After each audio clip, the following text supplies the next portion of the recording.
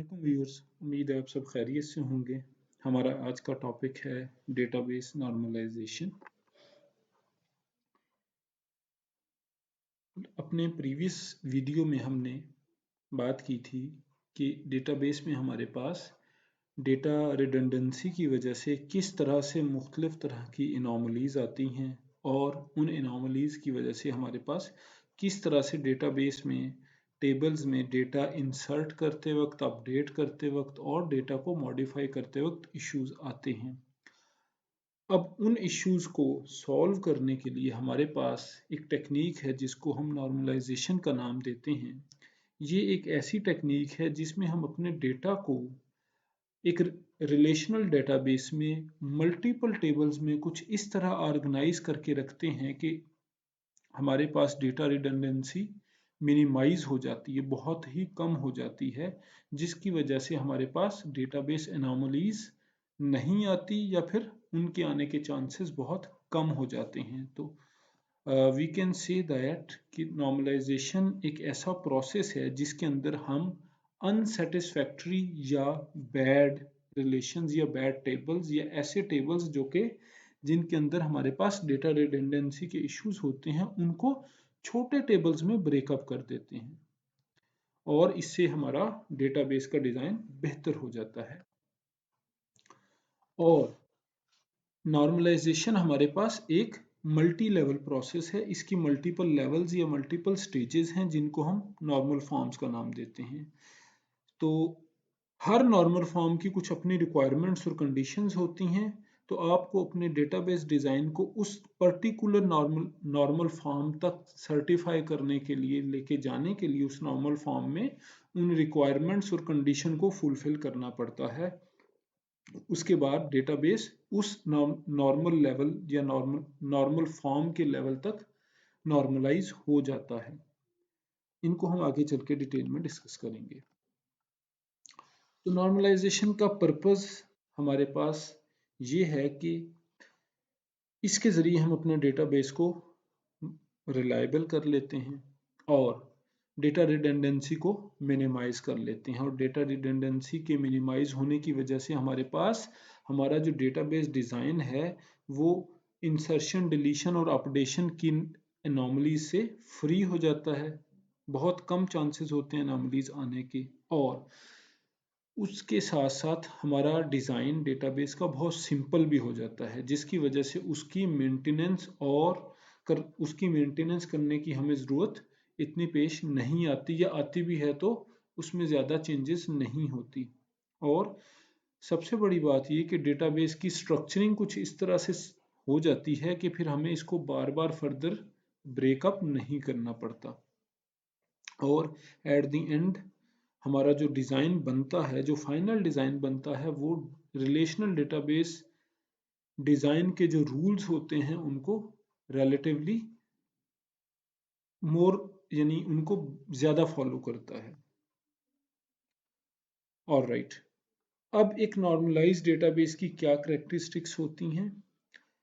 देखें, एक relational database में एक एंटिटी या सिंगल एंटिटी का डेटा एक सिंगल रिलेशन या सिंगल टेबल में होता है, तो एक टेबल में सिर्फ एक ही तरह की एंटिटी का डेटा आएगा। फॉर एग्जांपल, हमारे पास अगर हमें टीचर्स का डेटा स्टोर करना है तो उनका टेबल डिफरेंट होगा, स्टूडेंट का डेटा सेव करना है तो उनका टेबल डिफरेंट होगा, एम्प्लॉयज़ का डेटा सेव करना है तो उनका रिलेशन या उनका टेबल डिफरेंट होगा, प्रोजेक्ट्स का डेटा सेव करना है तो उनका टेबल डिफरेंट होगा। तो हर एंटिटी के लिए एक डिफरेंट रिलेशन या टेबल होगा।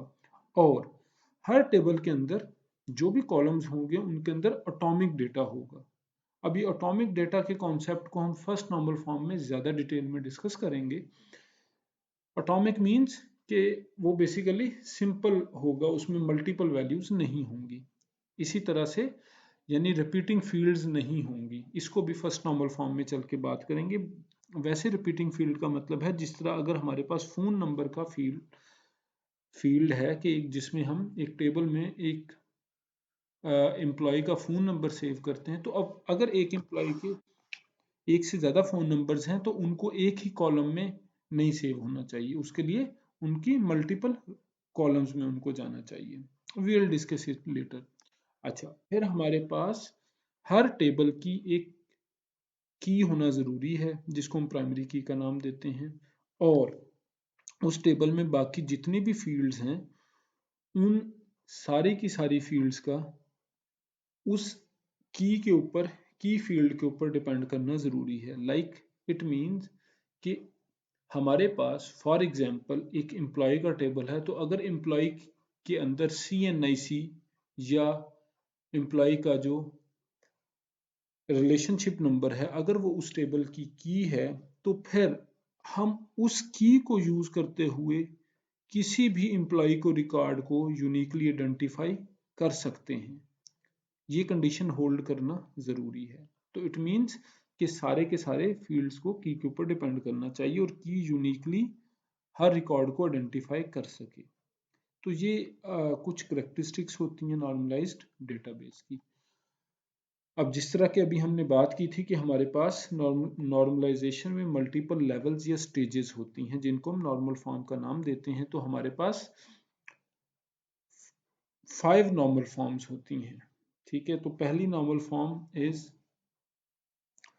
1NF या first normal form, then we have second normal form, then we have third normal form, then we have एक थर्ड नॉर्मल फॉर्म की एक्सटेंशन है जिसको हम 3NF तो नहीं कहेंगे, 3.5NF भी कहा जाता है या जिसको बाइस्कॉर्ड नॉर्मल फॉर्म या BCNF भी कहा जाता है। और उसके बाद फिर then we have fourth normal form and fifth normal forms. तो यूजली अगर हमारा डेटाबेस ये जो ग्रीन में हमारे पास BCNF तक अगर वो नॉर्मलाइज हो जाता है, BCNF वाली नॉर्मल फॉर्म तक वो हम उसको नॉर्मलाइज कर लेते हैं, तो वो एक गुड डेटाबेस डिज़ाइन की कैटेगरी में आ जाता है। आगे भी फर्दर नॉर्मल फॉर्म्स हैं जो कि डिपेंड करता है कि आपको सम केसेस में यूज़ करने की ज़रूरत होती है, सम केसेस में यूज़ करने की ज़रूरत नहीं होती। Practical use of normal forms देखें।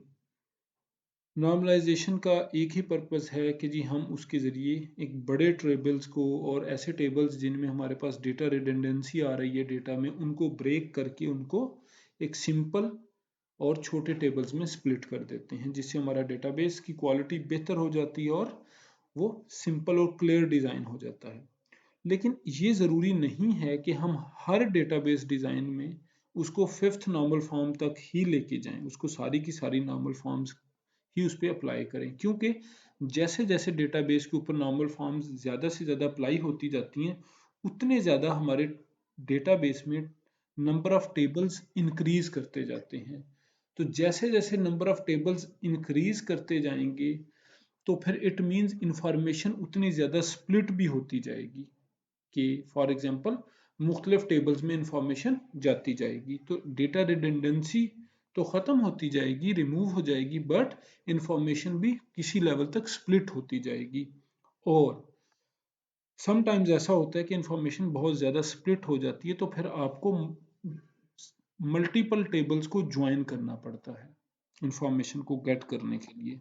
तो जब आपको मल्टीपल टेबल्स को ज्वाइन करना पड़ता है, तो उससे फिर परफॉर्मेंस के ऊपर समटाइम्स एक इम्पैक्ट आता है। तो ऐसे सिस्टम्स जहाँ पे हमारे लिए परफॉर्मेंस क्रिटिकल होती है, तो उन टेबल्स में उन उन सिस्टम्स में हम समटाइम्स डी नॉर्मलाइजेशन भी करते हैं। डी नॉर्मलाइजेशन एक्चुअली नॉर्मलाइजेशन का रिवर्स है कि फिर हम क्या करते हैं, कुछ टेबल्स को फिर से मर्ज कर देते हैं। ऐसे टेबल्स जिनमें डेटा रिडंडेंसी आने के चांस बहुत कम होते हैं, तो हम उनको मर्ज कर देते हैं for the sake of performance, कि जी हमारी परफॉर्मेंस बेहतर हो जाए, ताकि जब हमें डेटा को गेट करना है तो बजाय इसके हम उसको मल्टीपल टेबल्स में सर्च करें, हम उसको एक ही टेबल में जाके सर्च कर लेते हैं। तो अगर मल्टीपल टेबल्स को आपस में फिर से ज्वाइन कर दिया जाए और उनको सिंगल टेबल में ले जाया जाए, तो इस प्रोसेस को डीनॉर्मलाइजेशन कहा जाता है। और डीनॉर्मलाइजेशन उन केसेस में की जाती है जहाँ पे हमें जो हमारे परफॉर्मेंस क्रिटिकल सिस्टम्स होते हैं उनके डेटाबेस डिज़ाइन में हम इसको यूज़ करते हैं। तो ये थी हमारे नॉर्मलाइजेशन के हवाले से गुफ्तगू। अब नेक्स्ट वीडियो में इंशाल्लाह हम बात करेंगे फर्स्ट नॉर्मल फॉर्म के ऊपर। Till then, stay tuned. See you in the next video.